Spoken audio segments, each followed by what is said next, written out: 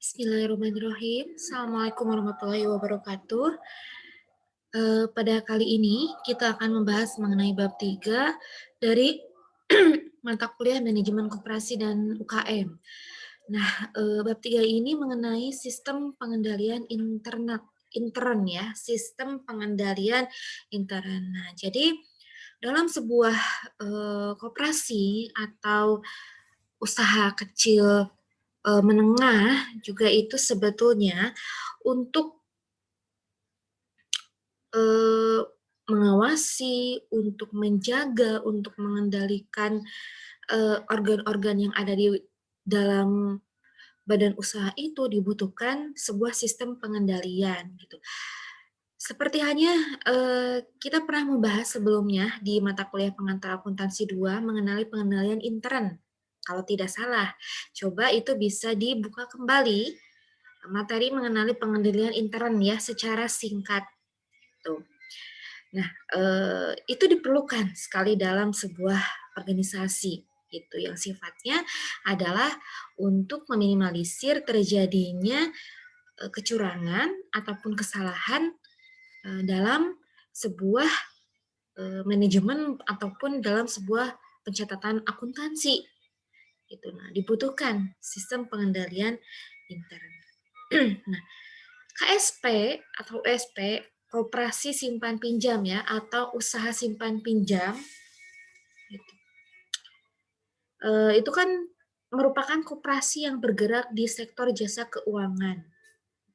Dia mempunyai kedudukan yang sangat sentral dalam menunjang pemberdayaan ekonomi rakyat di sektor real.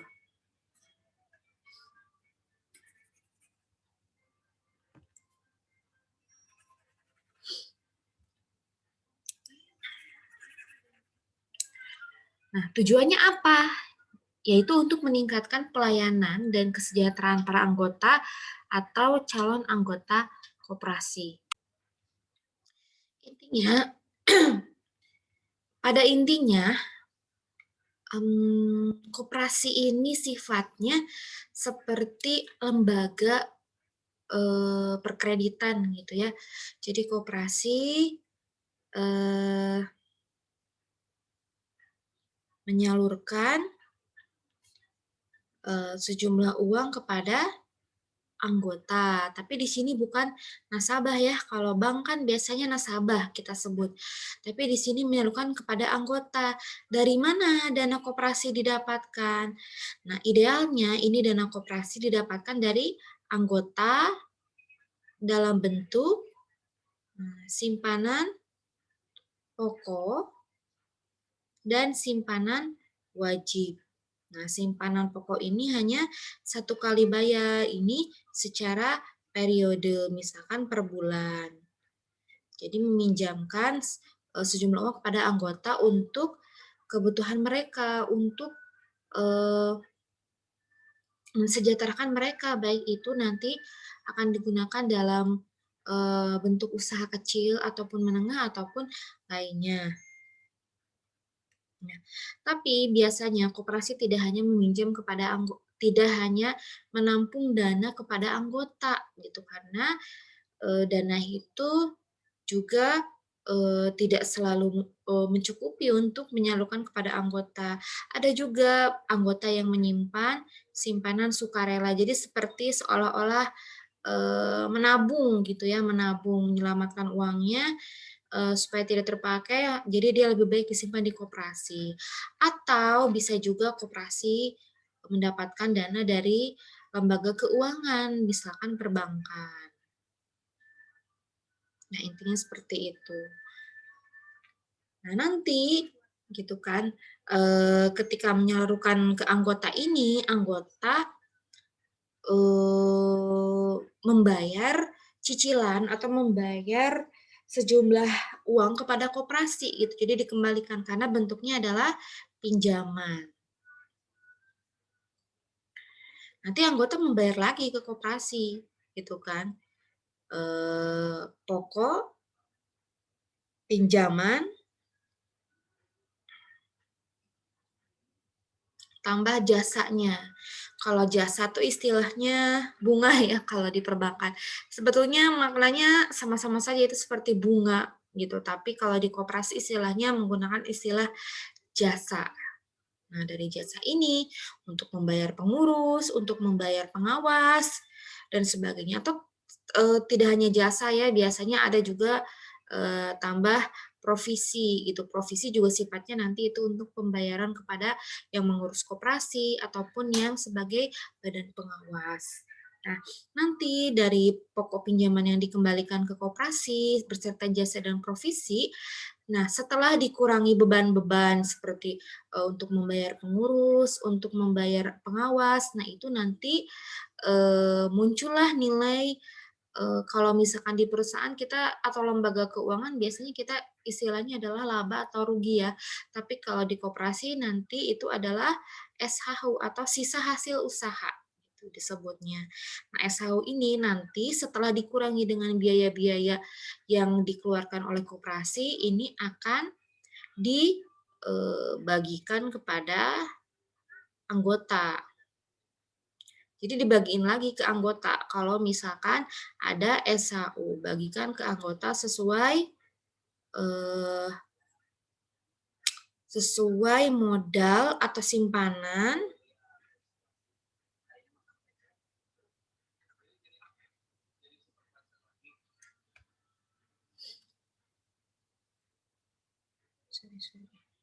sesuai simpanannya atau jasa. Jasa di situ adalah bunganya. Jasa yang diberikan oleh anggota gitu. Jadi kembali lagi uangnya ke anggota. Bedanya seperti itu ya kalau misalkan perbankan biasanya ketika kita membayar pokok dan pinjamannya kita bayar aja gitu kan, tapi tidak dikembalikan dalam bentuk laba dan rugi. Enggak. Kalau ini SHU itu berarti nilai bersih ya setelah dikurangi beban-beban koperasi. Nanti dibagikan lagi ke anggota sesuai simpanan atau jasanya. Nanti kalau ada kelebihan, kemarin sudah disebutkan ya, kelebihannya itu bisa disalurkan kepada fakir miskin ataupun kepada pembayaran zakat. Nah, seperti itu. Kelebihannya disalurkan kepada fakir miskin.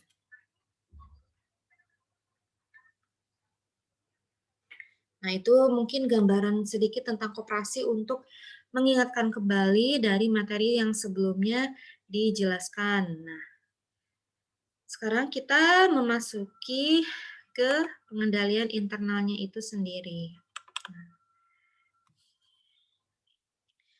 Ini kan karena KSP ini berperan sebagai penghimpun dana, KSP berperan sebagai penghimpun atau pengelola dana. Tadi sudah digambarkan ya dalam bentuk bagan yang nantinya akan disalurkan guna membiayai pengembangan usaha ekonomi anggota ataupun calon anggota di semua sektor atau kebutuhan lainnya. Usaha penghimpunan simpanan anggota itu hanya dapat berhasil apabila penyimpanan dan calon penyimpan mempunyai kepercayaan. Di sini ditegaskan, ya kalau kita mau menyimpan uang kita, pasti kita harus memiliki kepercayaan yang tinggi terhadap keamanan dananya. Nah, terhadap keamanan dana yang tersimpan pada koperasi. Nah, maka dari itu koperasi harus dikelola secara kompeten dengan berpegang teguh pada prinsip-prinsip koperasi. Nah, ini yang sudah dijelaskan ya pada pertemuan kedua, serta memiliki prinsip kehati-hatian dalam pengelolaan yang sehat. Itu pastinya ketika kita mau menyimpan uang kita sebagai simpanan pokok atau simpanan wajib, kita harus tahu bahwa koperasi ini sudah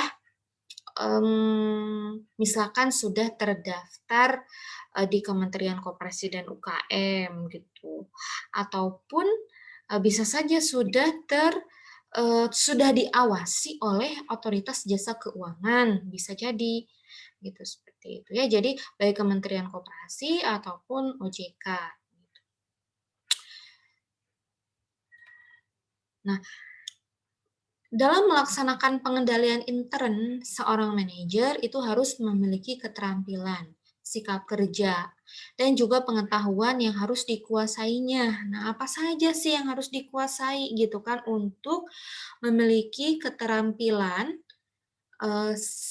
sikap kerja ataupun pengetahuannya itu yang pertama, dasar-dasar akuntansi. Nah, ini juga ya, makanya dulu kita belajar pengantar akuntansi, kalian juga ada yang belajar akuntansi biaya, akuntansi manajemen. Nah, itulah keterkaitan antara akuntansi dan manajemen itu tidak bisa dipisahkan gitu. Ketika seorang manajer ditugasi untuk melaksanakan pengendalian internal, dia harus tahu juga gitu dasar-dasar dari akuntansi, teknik pencatatannya apa, macam-macam laporan keuangannya apa, cara membaca laporan keuangan bagaimana gitu kan. Nah, itu kan harus dikuasai oleh seorang manajer juga. Jadi tidak hanya oleh orang akuntansi gitu. Kemudian dia juga harus paham mengenai dasar-dasar perkoperasian. Dia harus tahu makna dari koperasi, dia harus mengikuti pelatihan koperasi. Kemudian biasanya suka ada ya pelatihan-pelatihan koperasi yang diselenggarakan oleh Kementerian Koperasi dan UKM gitu. Seperti apa sih perhitungan SHU, laporan keuangan dibuat, kemudian nanti dalam mengelola eh, perkreditannya seperti apa. Nah, itu harus berasaskan dasar-dasar dari perkoperasian atau berdasarkan undang-undang dasar koperasi gitu ya. Undang-undang kemarin itu berapa ya? Saya lupa, itu bisa dicek lagi. Kemudian juga harus memahami tentang manajemen audit. Audit itu apa sih? Gitu kan. Audit itu adalah pemeriksaan ya. Jadi pemeriksaan yang dilakukan untuk melihat bagaimana penyajian laporan keuangan itu sudah wajar atau belum. Wajar ini dalam arti sudah disajikan secara tepat atau belum, sudah disajikan menurut atau sesuai dengan standar akuntansi keuangan atau belum gitu kan.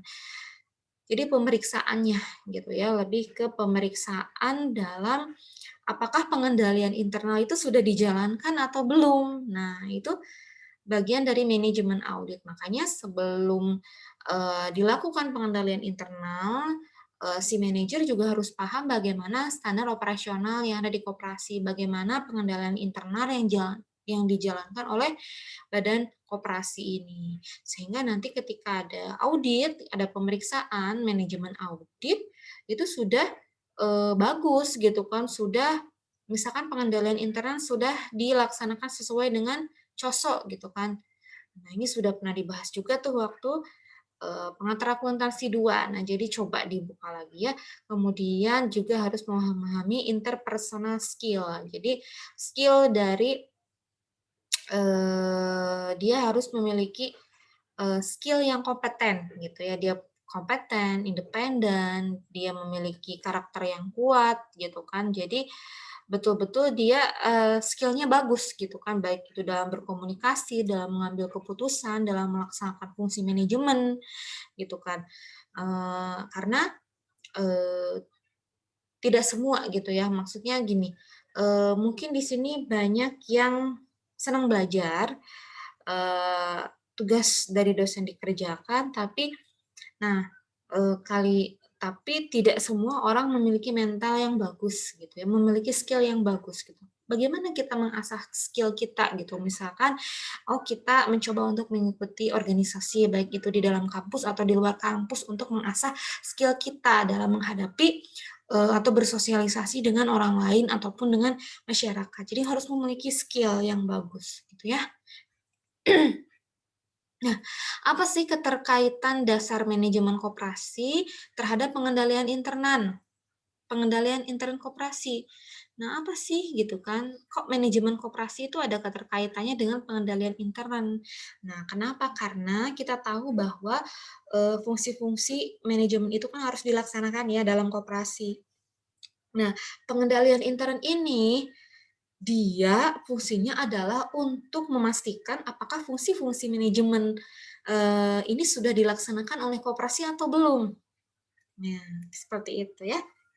Jadi misalnya, eee, perencanaan pengelolaan organisasi dan manajemen koperasi. Nah, dalam pengendalian internal, kita memastikan apakah perencanaan dalam mengelola organisasi itu sudah baik, apakah manajemen koperasinya sudah mengikuti standar yang berlaku menurut Kementerian Koperasi dan UKM. Nah, itu kan salah satu bentuk pengendalian intern. Karena, koperasi yang baik adalah dia yang memang, bisa memenuhi kaidah-kaidah, prinsip-prinsip dasar koperasi dan sesuai dengan peraturan perundang-undangan. Kemudian pengorganisasian struktur organisasi koperasi. Nah, kan dalam sebuah manajemen, dalam sebuah organisasi, itu pasti membutuhkan sebuah struktur organisasi. Untuk apa? Gitu kan, untuk, melihat apakah, setiap organ-organ yang ada di koperasi itu memiliki tugas dan wewenangnya, gitu kan. Makanya ada struktur organisasi. Dan struktur organisasi bukan hanya sekedar pajangan saja ya, tapi justru yang harus kita perhatikan adalah apakah fungsi-fungsi dari struktur organisasi itu sudah dijalankan atau belum. Nah, itu dipastikan dalam sebuah pengendalian intern juga apakah, eee, pengorganisasian dari struktur organisasi itu sudah dilaksanakan atau belum. Oh, ketua koperasi gitu kan, dia punya tugas dan wewenang, dia sudah menjalankan tugasnya atau belum, gitu. Kemudian bagian, manajer, keuangannya, dia punya tugas dan wewenang, apakah dia sudah menjalankan sesuai dengan prosedur atau belum. Nah, itulah fungsi pengendalian intern. Kemudian pengerahan sumber daya organisasi koperasi gitu kan, pengerahan sumber daya gitu. Jadi apakah sumber daya yang ada di koperasi itu sudah memadai atau belum? Memadai di sini dalam arti gitu, misalkan bagian, yang membuat atau yang menyusun laporan keuangan, apakah sumber daya yang, membuat laporan keuangan itu dari orang akuntansi atau bukan, gitu kan. Nah, itu kan harus diperhatikan juga gitu kan, bahwa, yang memang harus melakukan penyusunan laporan keuangan itu pasti adalah orang yang ahli dalam bidang akuntansi, gitu kan. Kemudian yang jadi memutuskan, kredit itu diberikan atau tidak, ada manajer bagian perkreditan atau manajer keuangan, gitu kan. Dia memutuskan apakah kredit ini diberikan atau enggak. Sesuai dengan bidang ilmunya enggak sih dia, gitu kan. Misalkan dia, oh iya mah padahal mah dia mah lulusannya dari guru bahasa Indonesia gitu kan, tapi dia ditempatkan di bagian manajer keuangan gitu kan. Nah, itu kan, patut dipertanyakan ya kompetensinya juga gitu kan. Jadi jangan asal gitu dalam menentukan sumber daya, SDM di dalam suatu organisasi koperasi gitu. Kemudian pengawasan penyelenggaraan organisasi koperasi. Nah, harus ada fungsi pengawasan ya, bahwa penyelenggaraan organisasi koperasi ini, sudah melaksanakan, rapat anggota atau belum, sudah menerbitkan laporan keuangan atau belum. Jadi rapat anggota di koperasi itu, diadakan setiap 1 tahun sekali ya, setiap 1 tahun sekali. Misalkan pembagian SHU itu kan setahun sekali ya dalam rapat anggota gitu. Nah, rapat anggota tahunan ini harus wajib menjadi salah satu, mmm, kewajiban yang harus dilaksanakan oleh koperasi. Kalau nggak ada RAT, nah itu patut dipertanyakan, itu koperasinya beneran koperasi atau koperasi-koperasian gitu kan. Nah, itu harus selalu diperhatikan. Jadi di dalam koperasi itu harus ada rapat anggota. Nah, ini dibahas di bab 2 ya. Jadi kalian bisa dibaca dalam materi yang bab 2. Nah, jadi mengapa sih di koperasi itu perlu SPI? SPI itu sistem pengendalian intern ya. Nah, kesimpulannya sistem pengendalian intern itu adalah alat ya atau prosedur gitu kan yang dapat digunakan untuk mengendalikan manajemen.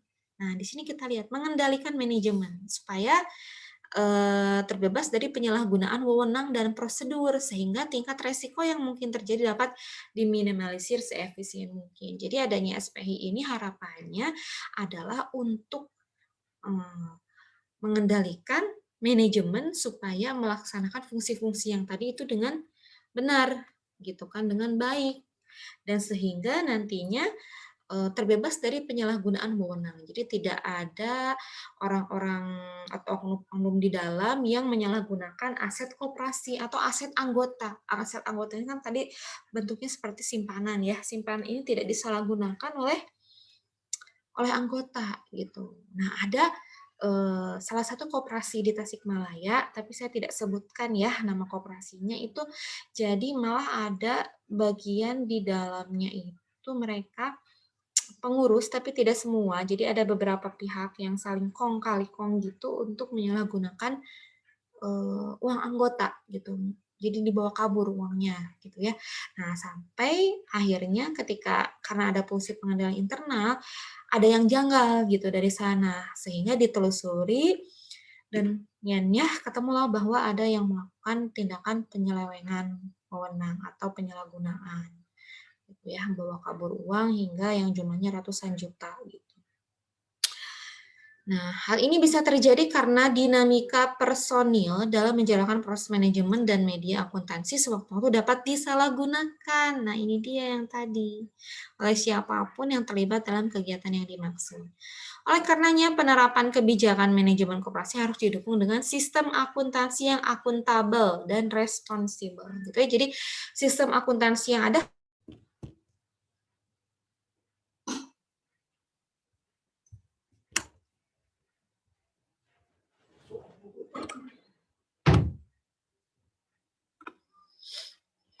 Nah, jadi, yaitu kebijakan manajemen adanya kebijakan manajemen harus didukung dengan sistem informasi akuntansi yang akuntabel atau bisa dipertanggungjawabkan. Jadi harus ngerti anak manajemen juga tentang sistem informasi akuntansi, sistem akuntansi, pencatatan akuntansi, pelaporan keuangan gitu. Nah, bagaimana sih SPI yang baik dan yang mempunyai manfaat gitu kan? SPI yang baik dan memiliki manfaat untuk yang pertama, ini sebenarnya udah nggak asing karena sudah pernah dijelaskan kalau nggak salah ya dulu di semester 2. Jadi tujuannya adalah untuk melindungi harta kekayaan perusahaan. Nah, karena adanya sistem pengendalian intern, adanya kebijakan-kebijakan atau SOP yang dijalankan di koperasi, maka itu tujuannya adalah untuk melindungi harta kekayaan perusahaan. Nah, misalnya kayak apa ya, prosedur dalam menerima uang dari simpanan anggota. Ada bagian kasir, kasir yang bagian menyimpan uang, tapi dia tidak berhak untuk mengeluarkan uang. Nanti ada bagian yang lain, misalkan bagian manajer keuangan yang punya wewenang untuk mengeluarkan sejumlah uang dari koperasi atau kas dari koperasi untuk disalurkan ke anggota. Jadi beda, ada tupoksi kan seperti yang tadi dibilang di sebuah organisasi. Nah, itu dia salah satunya adalah untuk melindungi harta kekayaan perusahaan supaya kasirnya ya dia nggak serta-merta seenaknya gitu kan dapat setoran simpanan anggota dia sakuin sebagian gitu kan masukin kantong dia nggak bisa gitu karena nanti ada pencatatannya makanya harus didukung dengan sistem akuntansi yang memadai tadi itu ya jadi misalkan ketika ada setoran masuk harus ada bukti transaksi gitu kan jumlah uangnya berapa harus sesuai dengan bukti transaksi yang masuk gitu kan. Kemudian pemeliharaan, kecermatan dan ketelitian data akuntansi, informasi keuangan serta laporan-laporannya. Ya, jadi ya memang harus cermat ya. Kita tidak bisa main-main dalam mengelola koperasi gitu ya. Harus ada kecermatan serta ketelitian dalam mengolah data akuntansi gitu. Informasi keuangan juga laporan-laporannya. Supaya apa? Nanti ketika ada beberapa pihak yang melakukan penyalahgunaan itu bisa ketahuan gitu kan. Makanya harus cermat. Makanya di SDM yang ada di koperasi itu harus kompeten di bidangnya sesuai dengan bidangnya. Kalau di koperasi kan lembaga keuangan juga gitu ya, dia harus sebenarnya anak-anaknya itu ada anak manajemen, akuntansi gitu kan. Baiknya seperti itu karena dia yang mengetahui dan kompeten di bidangnya. Cermat, teliti dalam menggali suatu informasi keuangan.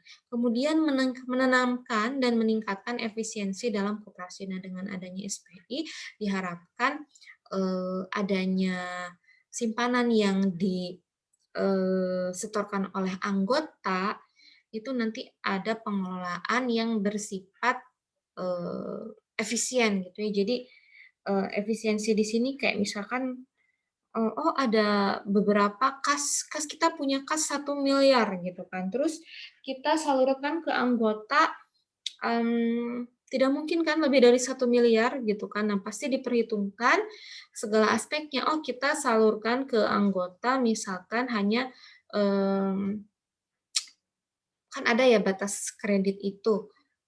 Pokoknya tidak lebih dari 90% misalkan. Jadi misalkan sekitar 70% kita salurkan kepada anggota gitu. Jadi jangan sampai koperasi itu nggak punya uang kas di dalam gitu kan. Pokoknya, itu kan pasti dibutuhkan analisis ya untuk memutuskan apakah, kredit diberikan atau tidak kepada anggota. Nah, mendorong dipatuhinya peraturan kebijakan manajemen yang telah ditetapkan untuk memenuhi tujuan di atas. Nah, terdapat beberapa elemen yang merupakan ciri-ciri pokok dari suatu sistem pengendalian intern. Jadi, dengan adanya SPI ini mendorong orang-orang atau organ-organ yang ada di koperasi ini mematuhi kebijakan manajemen gitu. Karena ada kebijakan manajemen, maka mau nggak mau dia harus patuhi. Kalau nggak dia patuhi, nanti dia kena sanksi ataupun eh, ketahuan menyalahgunakan gitu kan. Makanya dengan adanya SPI itu terdoronglah untuk mematuhi segala aturan yang ada di organisasi koperasi itu sendiri.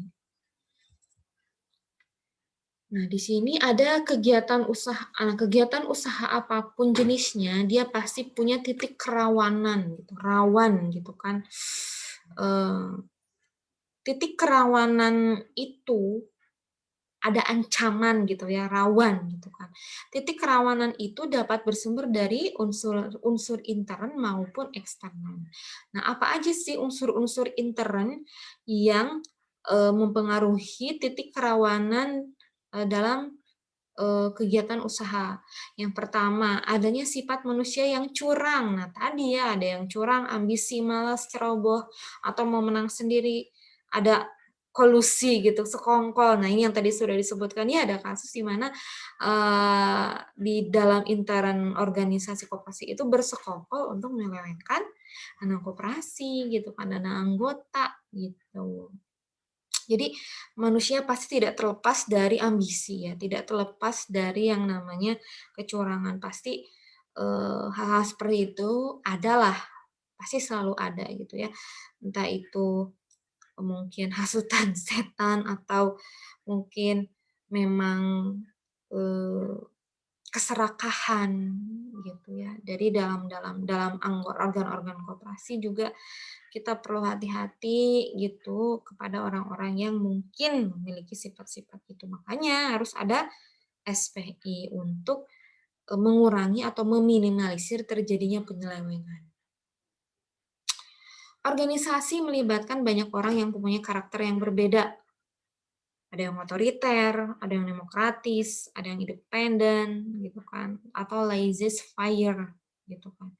Jadi unsur-unsur intern kan pasti organ-organ yang ada dalam koperasi ya. Di dalam koperasi itu pasti memiliki karakter yang berbeda gitu kan. Ada yang sifatnya mungkin otoriter, dia apa ya, otoriter, dia yang suka merintah-merintah gitu kan, nyuruh-nyuruh, pasti itu akan mempengaruhi lingkungan pengendalian dalam organisasi koperasi itu. Ada juga yang demokratis gitu kan, demokratis, dia bersedia menerima pendapat gitu kan, open minded gitu kan. Kemudian ada juga yang independen, independen berarti dia tidak memihak gitu ya, mandiri gitu, tidak memihak siapapun gitu. Dia betul-betul independen dan tidak mudah untuk dihasut gitu misalnya. Nah, kemudian laissez-faire itu konsep ya, konsep gitu, bisa aja gitu orang-orang dalam koperasi itu memiliki konsep bahwa dia itu menolak adanya intervensi dari pemerintah gitu kan. Atau dalam istilahnya itu biarin aja kami bergerak sendiri gitu, nggak butuh kalau misalkan ada disuruh koperasi harus menerapkan standar akuntansi keuangan etap. Nah, tidak semua koperasi bisa. gitu. Tidak bisa, maksudnya gini, tidak semua koperasi mau gitu, karena keterbatasan sumber daya bisa aja gitu kan. Dulu saya pernah wawancara dengan salah satu koperasi. Nah, kemudian, kadangkala apa yang saya tanyakan itu nggak nyambung dijawabnya, karena dia berusaha untuk melindungi, koperasi itu bahwa itu tidak mengikuti anjuran pemerintah gitu kan. Dalam arti kayak misalkan, saya tanya, "Ini udah sesuai standar akuntansi keuangan belum ya?" "Oh sudah," katanya, "seperti ini." Tapi ketika saya lihat gitu, loh ini kan belum gitu kan. Jadi kayak dulu sampai bilang bahwa, "Ah kita mah cenah dari pemerintah ada harus, apa, ketika ada kendaraan yang nilainya menyusut, kan kendaraan pasti nilainya menyusut ya, wujudnya masih ada gitu kan motor, tapi motornya sudah nggak kepakai gitu kan. Kalau kalau koperasi itu beranggapan bahwa, "Ah, motornya ada kok, jadi harus ditulis aja," gitu. Sedangkan dahulu, kemudian dia bilang bahwa, "Dulu sebelumnya ada tim audit dari kementerian ke sini," kata, "ini harus dihapus," katanya. "Kita mah, oh, ya karena motornya ada ya dicantumin saja," katanya. Tapi di lain sisi, pihak lain, atau pemerintah bukan pemerintah yang mewakili gitu ya, yang mewakili pemerintah itu ketika datang audit itu bilang bahwa ini tidak bisa diungkapkan nilainya, gitu. Karena sudah tidak ada nilainya, menyusutnya sudah habis gitu kan. Nah, itu berarti dia kayak, eee, seolah-olah tinggalkan kami sendiri gitu kan, nggak usah, kita mengikuti aturan itu, gitu, seperti itu. Kemudian harta kekayaan atau koperasi relatif besar kecilnya nilai tetap harus diamankan gitu ya, tapi nah, eee, mau nilainya besar atau kecil itu tetap harus diamankan. Kemudian, kegiatan usaha yang semakin kompleks gitu ya, itu juga susun internal. Misalkan koperasi juga memiliki badan usaha kegiatan usaha gitu kan, lebih banyak. Jadi semakin banyak kegiatan usaha yang dimiliki oleh koperasi, maka itu akan semakin kompleks gitu kan, dan membutuhkan pengendalian internal yang lebih meningkat atau baik untuk mengawasi kegiatan usaha yang dimiliki oleh koperasi itu supaya tidak merugikan anggota koperasi. Nah, itu juga salah satu ancaman mungkin ya, atau titik kerawanan yang berasal dari unsur-unsur intern. Nah, ada juga yang berasal dari unsur-unsur ekstern, apa saja gitu kan. Misalnya adanya oknum yang selalu mencari keuntungan dengan memanfaatkan kelemahan manajemen atau faktor-faktor yang lain gitu kan. Makanya gitu kan, eee, kita nggak bisa main-main gitu kalau dalam sebuah organisasi koperasi tidak dikelola dengan orang yang kompeten, bukan orang di bidangnya gitu kan. Khawatirnya nanti ketika dia tidak paham gitu, ada beberapa oknum yang memanfaatkan kelemahan itu untuk, keuntungan pribadinya, gitu. Kemudian adanya kecenderungan dari oknum yang ingin mendahulukan kepentingannya. Gitu.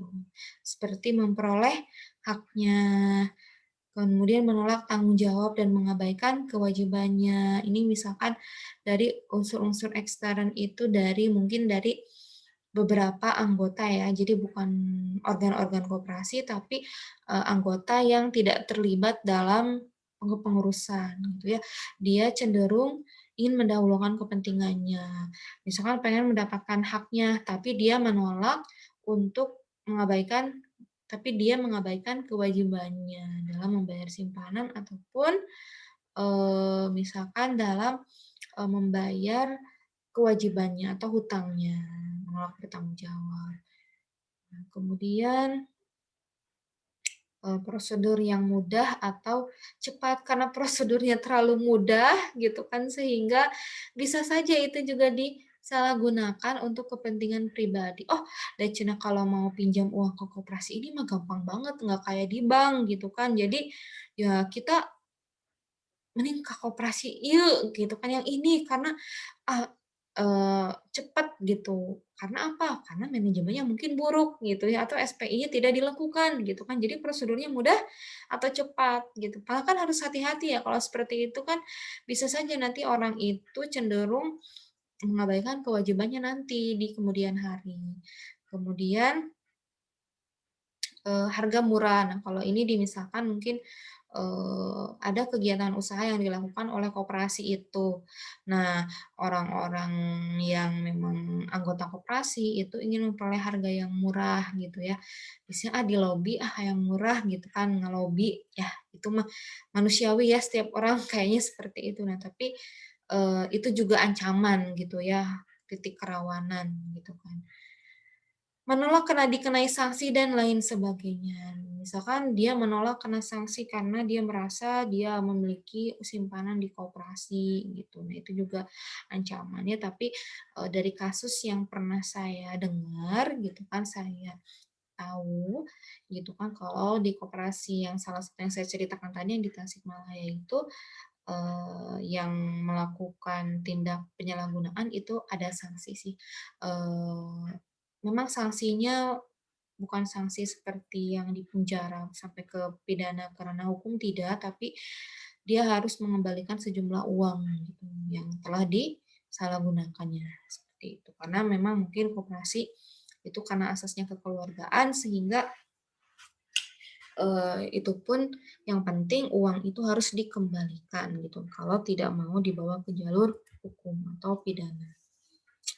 Ruang lingkup SPI dapat dibagi menjadi dua bidang, yakni ada SPI manajemen dan SPI akuntansi. Nah, jadi kaitan banget kan antara manajemen sama akuntansi. Nah, apa sih bidang SPI manajemen gitu kan? Nah, di sini SPI manajemen tujuannya untuk memastikan apakah pelaksana itu berarti organ-organ yang ada di koperasi mentaati semua prosedur yang ada dengan tepat, dengan benar. Nah, apakah prosedur yang ada telah menjamin efisiensi sasarannya adalah 3 tepat. Nah, apa sih 3 tepat itu? Yaitu tepat prosedur, tepat pelaksana, dan tepat otoritas. Gitu ya. Tepat prosedur. Artinya dinilai dari bagaimana pekerjaan diselesaikan dengan cepat dan dengan biaya yang lebih murah. Pasti pengen seperti itu ya, tapi ya dirasa harus dengan ya memang harus kompeten gitu kan. Kemudian tepat pelaksana. Nah, pelaksana ini berarti organ yang ada di dalam koperasi. Dia harus berpengalaman, terampil, kemudian dapat dinilai dari tingkat kerajinannya juga gitu kan. Rajin enggak dia masuk kerja gitu kan. Kemudian dalam hal dia teliti atau tidak dilihat dari tingkat kesalahannya banyak atau enggak. Kemudian kejujuran, jumlah pekerjaan yang diselesaikan. Jadi kalau bekerja itu kita harus mengikuti standar operasional gitu ya.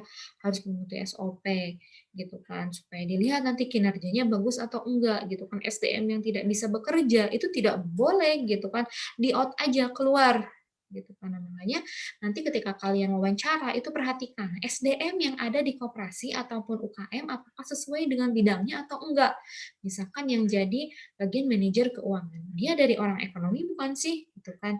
Itu digali informasi itu ya. Jadi nanti dilihat ketika wawancara dari aspek SDM-nya gitu kan, dari aspek pengendalian internalnya gitu kan. Bebas itu mah. Terserah kalian, yang penting itu mencakup dari manajemen yang ada di koperasi, apakah dijalankan sesuai fungsinya atau tidak. Kemudian tepat otoritas gitu kan. Tepat otoritas itu apakah setiap organ-organ itu melaksanakan fungsi dan tanggung jawabnya sesuai dengan yang ada atau tidak gitu kan. Nah, terus bidang SPI akuntansi gitu. Tujuannya adalah untuk memastikan apakah semua transaksi telah dicatat dengan benar sesuai standar akuntansi keuangan gitu. Nah, apakah laporan keuangannya telah disusun sesuai PSAK gitu kan. Nah, di sini sasarannya ada 5. Tepat prosedurnya misalkan melalui alur ngejurnal dulu gitu kan, buku besar, terus neraca saldo, lalu jurnal penyesuaian. Kemudian kertas kerja, dari kertas kerja laporan keuangan gitu ya. Dilihat itu ditanya juga nanti ketika wawancara, udah tepat belum nih dalam hal prosedur bidang akuntansinya gitu kan. Tepat jumlah atau nilai itu kita lihat itu susah mungkinnya kita ukur karena itu yang berwenang adalah pihak yang mengaudit mungkin ya, tepat jumlahnya sudah tepat atau belum sesuai dengan yang ada gitu ya. Misalkan ada bukti transaksi berarti ada pelaporan, tapi pelaporan ini didasari dengan bukti-bukti transaksi yang ada. Jadi sudah tepat jumlahnya atau belum. Kemudian misalkan aset-aset yang diukur sudah tepat nilainya atau belum. Kendaraan ini mah nilainya nggak lagi 100 juta, ini mah 70 juta di harga wajarnya, nilai pasarnya, misalkan. Nah itu ya. Tepat waktu. Nah, apakah pelaporan keuangan ini, rapat anggota ini dilaksanakan tepat waktu atau enggak gitu kan. Ya ketika laporan keuangan tidak ada, tidak selesai, maka otomatis rapat anggota pun tidak akan dilaksanakan secara tepat waktu gitu kan. Tapi nah makanya ini harus dicermati, ini harus tepat waktu. Tepat pencatatannya seperti tadi ya, tepat atau tidak, apakah yang dicatat itu ada bukti transaksinya atau enggak. Tepat otoritasnya sama halnya ya dengan tadi fungsinya itu misalkan yang melakukan pencatatan kemudian pelaporan keuangan itu apakah dari anak akuntansi atau bukan gitu kan. Dilihat gitu, misalkan standar lulusannya harusnya S1 enggak sih gitu kan kalau koperasi. Misalkan atau memang SMK dari akuntansi juga nggak apa-apa gitu kan. Nah, ini juga harus dikaji. Kemudian prinsip-prinsip dari penyusunan SPI. Prinsip-prinsip penyusunan SPI itu adalah ciri pokok dari suatu sistem pengendalian intern. Suatu sistem pengendalian intern yang baik, dia harus memiliki prinsip-prinsip penyusunan. Nah, apa aja? Perencanaan organisasi, penetapan tanggung jawab, yang tadi ya kalau ada struktur organisasi pasti ada penetapan tanggung jawab dan wewenang. Kemudian sistem otorisasi dan prosedur akuntansi yang digunakan, tadi apakah sesuai dengan SAK atau belum. Praktek yang sehat berarti tidak ada pemimpin yang otoriter, tidak ada kesenjangan antara satu pengurus dengan pengurus yang lain gitu kan. Jadi harus sehat dilakukan gitu, betul-betul tidak ada yang namanya saling menjatuhkan gitu dalam praktek koperasi di dalam organisasi itu. Pegawai yang cakap dan penempatan yang tepat gitu kan. Yang cakap, yang tepat tuh yang gimana? Oh, yang sesuai dengan bidangnya gitu. Yang bagian melakukan pelaporan keuangan dia adalah dari anak akuntansi, misalkan baik itu dari SMK ataupun yang sudah lulusan D3 ataupun S1 misalnya. Dia harus cakap dan tepat gitu ditempatkan di posisinya. Adanya pengawasan oleh atasan. Nah, itu harus dilaksanakan ya oleh pengawas koperasi gitu kan, diawasi. Jadi pengurus itu ada dilakukan pengawasan oleh badan pengawas koperasi gitu, dilihat gitu kan apakah prosedur yang dilakukan itu sudah sesuai dengan SPI atau belum. Diawasi, dilihat, oh ini tuh kemarin misalkan sudah ini kredit yang di luar berapa berapa ya nilainya gitu kan. Ini kemudian tingkat likuiditasnya bagus atau enggak ya gitu kan. Diawasi gitu supaya nanti tidak melenceng gitu kan, tidak terlalu apa ya, jangan sampai apa yang sudah dilakukan itu malah nanti menjerumuskan koperasi. Kemudian penciptaan situasi dan kondisi kerja yang kondusif atau positif. Nah, tentunya dalam sebuah organisasi, baik itu di koperasi ataupun di perusahaan gitu ya, kita harus menciptakan situasi atau kondisi kerja yang memiliki atau banyak aura positifnya gitu kan. Nggak mungkin lah gitu kan, tentu saja kita tidak ingin kondisi di sebuah koperasi itu panas gitu, perbedaan pendapat antara satu organ pengurus dengan pengurus yang lain, sehingga kondisi kerja itu nggak kondusif, nggak positif, dan itu malah akan menurunkan kinerja. Nah, jangan sampai itu terjadi situasi atau kondisi kerja yang tidak kondusif seperti itu. Nah, lanjutannya, sebelum melaksanakan pengendalian intern, itu pastinya perlu diketahui kendala yang harus diatasi. gitu kan. Dengan syarat setiap pimpinan harus sadar pentingnya pengawasan sebagai salah satu fungsi manajemen. Nah, pengawasan kan salah satu fungsi manajemen ya.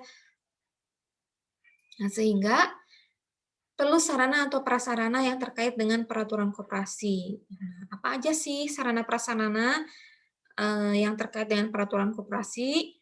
Yaitu yang pertama ada peraturan.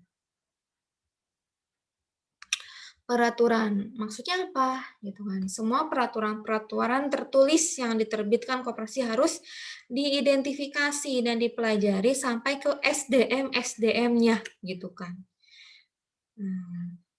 Jadi sampai SDM pengelola itu dapat memahaminya atau enggak peraturan itu. Percuma ada peraturan tapi SDM yang mengelolanya itu enggak bisa paham dari aturan itu. Sehingga mereka bisa menjalankan tugasnya secara efektif dan efisien.